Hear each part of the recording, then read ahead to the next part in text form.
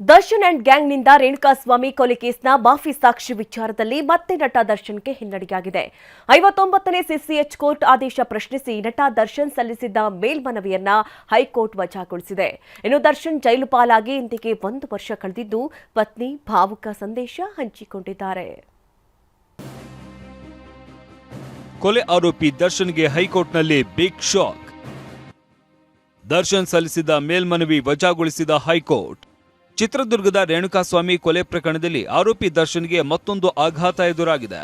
ಮಾಫಿ ಸಾಕ್ಷಿ ಅರ್ಜಿ ಪರಿಗಣಿಸುವಾಗ ನನ್ನ ವಕೀಲರ ವಾದವನ್ನು ಆಲಿಸಬೇಕು ಅಂತ ಕೋರಿ Hotel Management with AI.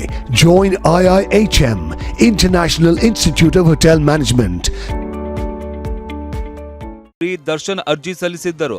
ಈ ಅರ್ಜಿಯನ್ನು 59ನೇ ಸಿಸಿಎಚ್ ಕೋರ್ಟ್ ವಜಾಗೊಳಿಸಿತ್ತು.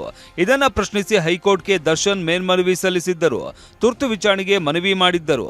ಈ ಹಿಂದೆ ವಿನಯ್ ಕುಲಕರ್ಣಿ ಪ್ರಕರಣದ ಮಾಫಿ ಸಾಕ್ಷಿ ವಿವಾದದ ವಿಚಾರಣೆ ನಡೆಸಿದ್ದ ನ್ಯಾಯಮೂರ್ತಿ ಎಂ ನಾಗಪ್ರಸನ್ನ ಅವರಿದ್ದ ಹೈಕೋರ್ಟ್ ಪೀಠದಲ್ಲೇ ಅರ್ಜಿ ವಿಚಾರಣೆ ನಡೆಯಿತು.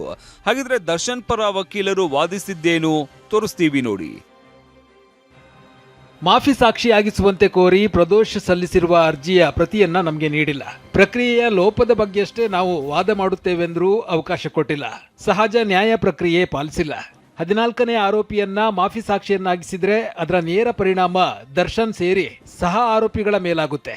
ಪ್ರಭಾವ ಬೀರಿ A14 ಪ್ರದೋಷ್ನನ್ನ ಮಾಫಿ ಸಾಕ್ಷಿಯನ್ನಾಗಿಸಲಾಗಿದೆ. ಮಾಫಿ ಸಾಕ್ಷಿ ಆದ್ರೆ ಶಿಕ್ಷೆ ಆಗುವುದಿಲ್ಲವೆಂದು ಆತನಿಗೆ ದಾರಿ ತಪ್ಪಿಸಿದ್ದಾರೆ. ಮಾಫಿ ಸಾಕ್ಷಿ ಸಲ್ಲಿಸಿರುವ ಅರ್ಜಿಯ ಪ್ರತಿಯನ್ನ ನಮಗೆ ನೀಡಿ ನಮಗೆ ವಾದಕ್ಕೆ ಅವಕಾಶವನ್ನ ನೀಡಬೇಕು. ಆಗ ಎಸ್ಪಿಪಿ ಪ್ರಸನ್ನ ಕುಮಾರ್ ಕೂಡ ವಾದ ಮಂಡಿಸಿದ್ರು. ವಿನಯ್ ಕುಲಕರ್ಣಿ ಕೇಸ್ನಲ್ಲಿ ತಮ್ಮದೇ ಪೀಠ ನೀಡಿದ ತೀರ್ಪನ್ನ ಸುಪ್ರೀಂ ಕೋರ್ಟ್ ಎತ್ತಿ ಹಿಡಿದಿದೆ. ಮಾಫಿ ಸಾಕ್ಷಿಯ ಅರ್ಜಿ ಪರಿಗಣಿಸುವ ಮೊದಲು ಸಹ ಆರೋಪಿಯ ವಾದ ಕೇಳಬೇಕಿಲ್ಲ. ಸುಪ್ರೀಂ ಕೋರ್ಟ್ನಲ್ಲಿ ಜಾಮೀನು ಅರ್ಜಿ ವಿಚಾರಣೆ ವೇಳೆ ಕೊಲೆಯಲ್ಲಿ ಪ್ರದೋಷ್ ಪಾತ್ರವಿಲ್ಲವೆಂದು ಅವರ ವಕೀಲರು ವಾದಿಸಿದಾಗ ನ್ಯಾಯಮೂರ್ತಿಗಳು ಹಾಗಿದ್ರೆ ಅಪ್ರೂವರ್ ಆಗಿ ಎಂದಿದ್ರು. ಈಗ ಹಾಗೆ ಆಗಿದೆ. ಈ ಎರಡೂ ವಾದ ಆಲಿಸಿದ ನ್ಯಾಯಮೂರ್ತಿ ಎಂ ನಾಗಪ್ರಸನ್ನ ಅವರ ಪೀಠ ಮಾಫಿ ಸಾಕ್ಷಿ ಮನವಿಯನ್ನೇ ಆಕ್ಷೇಪಿಸೋದಕ್ಕೆ ಆರೋಪಿಗೆ ಹಕ್ಕಿಲ್ಲ ಅಂತ ಅಭಿಪ್ರಾಯಪಟ್ಟಿದೆ. ಮಾಫಿ ಸಾಕ್ಷಿಯಾಗಿಸಲು ಸೆಷನ್ ಕೋರ್ಟ್ ಒಪ್ಪಿದ ನಂತರವಷ್ಟೇ ಸಹ ಆರೋಪಿ ಪ್ರಕ್ರಿಯೆ ಲೋಪ ಪ್ರಶ್ನಿಸಬಹುದು. ಮಾಫಿ ಸಾಕ್ಷಿ ಮನವಿಯನ್ನೇ ಆಕ್ಷೇಪಿಸಲು ಸಹ ಆರೋಪಿಗೆ ಹಕ್ಕಿಲ್ಲ.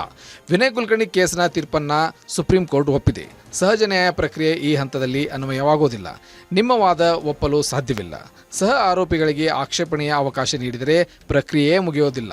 ಮಾಫಿ ಸಾಕ್ಷಿಯನ್ನಾಗಿಸಲು ಕೋರ್ಟ್ ಒಪ್ಪಿದ ಬಳಿಕವಷ್ಟೇ ಪ್ರಕ್ರಿಯೆ ಲೋಪದ ಬಗ್ಗೆ ಮೇಲ್ಮನವಿ ಸಲ್ಲಿಸಬಹುದು. ಹೀಗಾಗಿ 59ನೇ ಸಿಸಿಎಚ್ ಕೋರ್ಟ್ ಆದೇಶದಲ್ಲಿ ಮಧ್ಯಪ್ರವೇಶಿಸುವುದಿಲ್ಲ.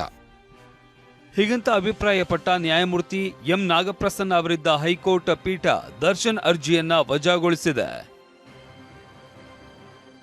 ದರ್ಶನ್ ಮತ್ತೆ ಜೈಲು ಸೇರಿ ಇಂದಿಗೆ 1 ವರ್ಷ.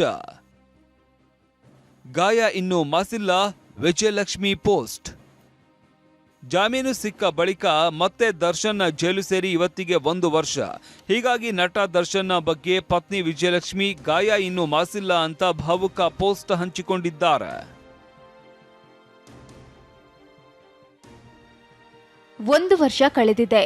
ಗಾಯ ಇನ್ನೂ ವಾಸಿಯಾಗಿಲ್ಲ. ಆ ನೋವು ಇನ್ನೂ ಭರಿಸಲಾಗದಂತಿದೆ. ಜಗತ್ತು ತನಗೆ ಅರ್ಥವಾಗದ್ದನ್ನ ನೋಡಿ ನಿರ್ಣಯಿಸಬಹುದು.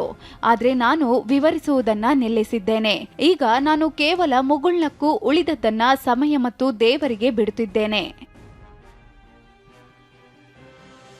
ರಮೇಶ್ ಜೊತೆ ಮಂಗಳ, TV9 ಬೆಂಗಳೂರು.